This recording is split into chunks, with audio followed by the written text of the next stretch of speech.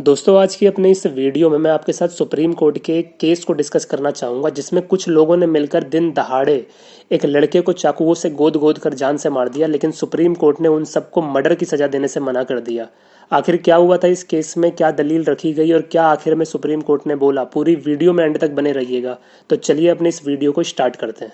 दोस्तों सबसे पहले कहानी को समझ लेते हैं कि आखिर केस में हुआ क्या था। देखिए इस केस में एक हरी सिंह नाम का एक आदमी एक एफआईआर रजिस्टर्ड करवाता है 4 दिसंबर 1980 को शाम 5:15 पर सुभाष अलियास पप्पू के खिलाफ, प्रमोद के खिलाफ, मुन्ना लाल के खिलाफ और 3 और लड़कों के खिलाफ।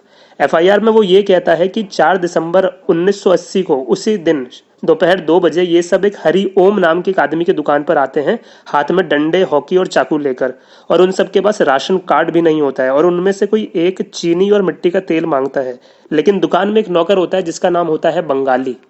क्योंकि उन लोगों के पास राशन कार्ड नहीं होता है इसलिए बंगाली उन्हें चीनी और मिट्टी का तेल देने से मना कर देता है। अब उन्हीं में से एक उसे चाकुओं से मारता है और कुछ लोग हॉकी से मार देते हैं। तो ये बात रखी गई थी एफआईआर में। तो पुलिस ने उन सब के खिलाफ एफआईआर रजिस्टर्ड कर ली धारा 147, 148, 323 और 324 इंडियन पीनल कोड में। बंगाली को उसके बाद हॉस्पिटल लेकर जाया जाता है जहां पर वो एक डैंग डिक्लेरेशन करता है। डैंग डिक्लेरेशन का मतलब होता है मृत्युकालीन कथन। मतलब अगर कोई इंसान मरने से पहले अपनी मौत का कारण किसी को भी बताता है या उसकी किसी से लड़ाई हुई है या कुछ और हुआ है तो वो डैंग डिक्लेरेशन होता है। तो बंगाली भी डैंग डिक्लेरेशन करता है एडिशनल सिटी मजिस्ट्रेट के सामने और बंगाली की मौत 4 जनवरी 1981 को हो जाती है। अब दूसरी तरफ पुलिस अपनी इन्वेस्टिगेशन खत्म करती है और चार्जशीट कोर्ट में फाइल करती है उन सब आरोपियों के खिलाफ। लेकिन जितने भी आरोपी होते हैं वो फरार होते हैं, लेकिन सुभाष अलियास पप्पू 6 फरवरी 1981 को कोर्ट में आकर सरेंडर कर देता है। अब कोर्ट जो है सुभाष अलियास पप्पू पर आईपीसी की धारा सेक्शन 148 और 302 के अंदर चार्ज फ्रेम करती है। अब आप ये सोच रहे होंगे कि सर अभी पुलिस ने कोई और धारा लगाई और कोर्ट अब और कोई धारा लगा रही है। तो देखिए ये कोर्ट की प्रक्रिया होती है कि वो चार्ज फ्रेम करती है जिस पर ट्रायल चलेगा, लेकिन पुलिस जो एफआईआर में चार्ज लगाती है वो इन्वेस्टिगेशन करने के लिए लगाती है।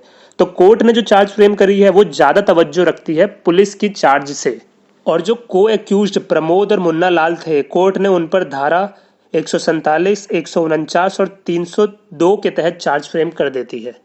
चार्ज फ्रेम करने के बाद कोर्ट उन सबसे पूछती है कि क्या आपने जो अपराध किया है क्या आप उसे कबूल करते हैं कि आपने ये अपराध किया है। तो ये सब बोलते हैं कि हमने कोई अपराध नहीं किया।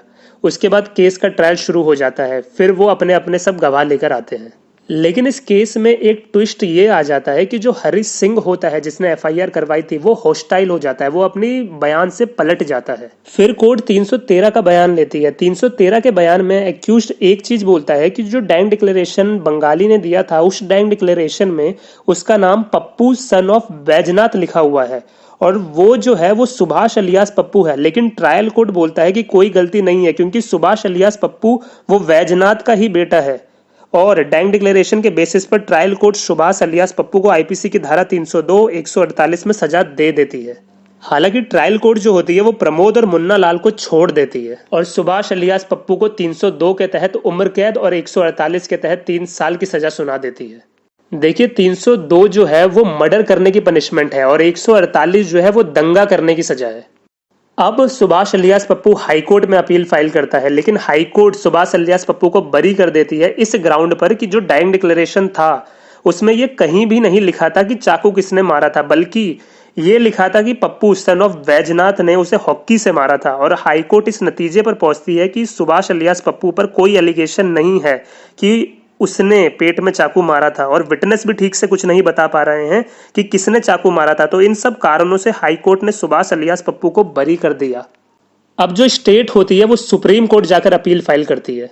अब समझिए सुप्रीम कोर्ट ने क्या बोला। सबसे पहले सुप्रीम कोर्ट बात करती है डैंग डिक्लेरेशन पर। सुप्रीम कोर्ट कहती है कि डैंग डिक्लेरेशन के अनुसार 6 से 7 लोगों ने बंगाली पर अटैक किया था। यहां तक कि एफआईआर में भी ये बात लिखी थी कि 6 लोगों ने बंगाली को मारा चाकू और हॉकियों से। एक्यूज ने सुप्रीम कोर्ट में दलील दी कि जिस दिन को डैंग डिक्लेरेशन रिकॉर्ड किया गया था उस समय इतनी एक्सट्रीम इमरजेंसी नहीं थी, ना ही बंगाली की कंडीशन इतनी सीरियस थी कि डैंग डिक्लेरेशन रिकॉर्ड किया जाए, इसलिए कोई भी कारण नहीं था कि डैंग डिक्लेरेशन को उसी दिन रिकॉर्ड करने की जरूरत थी। सुप्रीम कोर्ट ने एक्यूज की इस दलील को खारिज करते हुए कहा कि ऐसा कोई भी कानून नहीं है कि जब डैंग डिक्लेरेशन रिकॉर्ड किया जाए उस समय इमरजेंसी या सीरियसनेस ऑफ लाइफ होनी चाहिए, वरना डैंग डिक्लेरेशन को कोई नहीं माना जाएगा। और साथ में ये भी कहा सुप्रीम कोर्ट ने कि बंगाली को चाकू मारा गया था और उसकी जिंदगी भी डेंजर में थी, इसलिए डाइंग डिक्लेरेशन एकदम ठीक है। सुप्रीम कोर्ट ने यह कहा आगे कि डाइंग डिक्लेरेशन से यह पता चलता है कि 6 से 7 लोगों ने बंगाली पर हमला किया था, जिसमें पप्पू सन ऑफ वैजनाथ भी शामिल था। तो इससे यह तो साबित हो गया है कि पप्पू घटना के समय मौजूद था और उसने क्राइम करने में हिस्सा लिया था और अनलॉफुल असेंबली का मेंबर भी था। लेकिन सुप्रीम कोर्ट बोलती है कि ट्रायल कोर्ट को सेक्शन 302 और 148 के साथ 149 भी लगाना चाहिए था, लेकिन नहीं लगाया। लेकिन कोई बात नहीं, अगर चार्ज नहीं भी फ्रेम हुआ है तो दिक्कत की कोई बात नहीं है, फिर भी हम सेक्शन 149 में सजा दे सकते हैं, क्योंकि सीआरपीसी की 464 ये कहती है कि अगर चार्ज को फ्रेम करने में कोई गलती हो गई है तो भी कोई बात नहीं, कोर्ट ने जजमेंट अगर कोई दिया होगा तो वो पूरी तरीके से वैलिड होता है। इसलिए हम धारा 149 में भी इस केस को लगा सकते हैं और एक्यूज्ड को सजा दे सकते हैं। अब आते हैं एक्यूज्ड की अगली दलील पर। एक्यूज्ड अब ये बोलता है कि अगर हॉकी का इस्तेमाल अगर मैंने किया था तो फिर हॉकी बरामद होनी चाहिए थी, लेकिन घटना स्थल से हॉकी बरामद ही नहीं हुई है, इसलिए जो मुझे सजा मिल रही है वो पूरी तरीके से गलत है। लेकिन सुप्रीम कोर्ट इस पर यह बोलता है कि देखिए, डाइंग डिक्लेरेशन में ये बात लिखी हुई है कि आपने हॉकी का इस्तेमाल किया है। अब अगर हॉकी बरामद नहीं हुई है तो इस बेसिस पर हम डाइंग डिक्लेरेशन को गलत नहीं बोल सकते हैं। अब इस चीज को सुनकर आपको लग रहा होगा कि डाइंग डिक्लेरेशन कितना इंपॉर्टेंट है। डाइंग डिक्लेरेशन इसलिए भी इंपॉर्टेंट हो जाता है क्योंकि हमारे लॉ में ये एक कहावत है कि मरता हुआ इंसान झूठ नहीं बोलता है।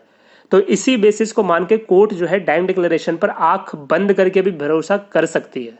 अब अगला सवाल ये उठा कि सुभाष अलियास पप्पू ने 302 और 149 के तहत अपराध किया है कि नहीं। इस पर सुप्रीम कोर्ट ने यह कहा कि देखिए, ये बात तो बिल्कुल पक्की है कि किसने चाकू मारा ये साबित नहीं हुआ, लेकिन मेडिकल एविडेंस और डॉक्टर्स के अनुसार बंगाली की मौत चाकू मारने के कारण हुई है और वो चाकू इन्हीं 6 से 7 लोगों ने किसी ने एक मारा था। और डाइंग डिक्लेरेशन से भी ये बात निकल कर आती है कि सुभाष अलियास पप्पू भी उस क्राइम में शामिल था। तो भले ही एक्यूज्ड ने हॉकी से ही मारा हो, लेकिन फिर भी उसे 149 के तहत तो सजा मिलेगी ही मिलेगी, क्योंकि धारा 149 ये कहती है कि अगर कोई भी अनलॉफुल असेंबली का मेंबर है, अनलॉफुल असेंबली का मतलब अगर 5 से या 5 से ज्यादा लोग अगर कोई अपराध में शामिल होते हैं तो उनमें से अगर कोई एक मेंबर भी कोई ऑफेंस करता है तो हर पर्सन को, उस असेंबली के हर इंसान को सजा मिलेगी। इसीलिए सुभाष अलियास पप्पू को धारा 149 के तहत सजा सुनाई गई। लेकिन अब अगला क्वेश्चन ये उठा कि क्या सुभाष अलियास पप्पू को आईपीसी की धारा 302 जो मर्डर के बारे में बात करता है, क्या उसके तहत उसे सजा सुनाना चाहिए। इस पर सुप्रीम कोर्ट ने यह बोला, देखिए, बंगाली की मौत तुरंत नहीं हुई थी, चाकू मारते ही उसकी मौत नहीं हुई थी, बल्कि 30 दिन के बाद हुई थी। इसलिए सुप्रीम कोर्ट ने इसमें उसे मर्डर की सजा नहीं दी, बल्कि आईपीसी की धारा 304 के पार्ट 1 में सजा सुनाई।